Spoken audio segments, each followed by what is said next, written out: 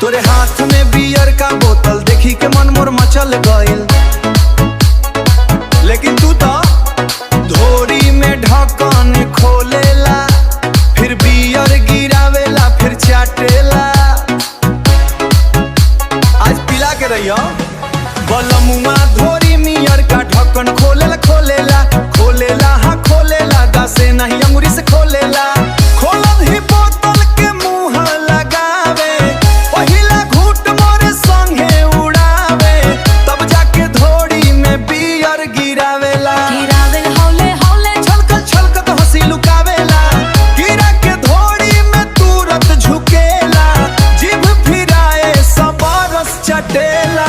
ढक्कन खोले लगा के गिरावे घोड़ी में, गिरावेला फिर चाटेला, घोड़ी में चाटेला चाटेला। बलमुआ के अंदाज सबके होश उड़ेला, तू ढक्कन खोला ताहू मोर छाती कोरेला, मोर अंगिया भी ताजते तू बिहन बोलेला, फिर चाटे तोर जीभ में हो जाऊं खरला।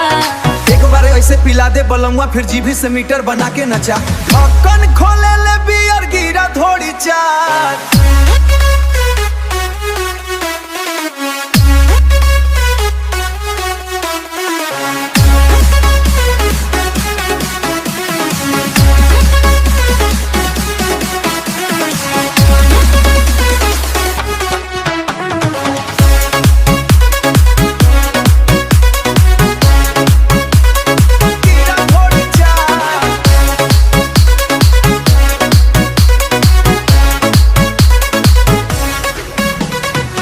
ढक्कन खोला तही बोतल फुसफुसावे, बियर गिरावा तही पूरा तन भिज जावे।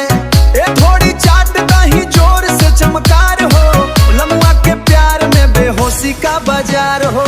बियर नहीं तोर होठ में से शरबत चुराई, गिरा के फिर चाट के दिखाई। बोला कैसे पिया जा रहल बा धीरे, चाटेला तो रोज तो पिए के सलीका सीखे।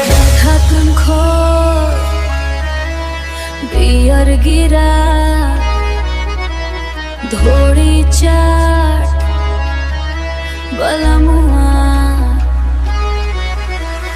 ढक्कन खोले लगा के बियर गिरा दी हूँ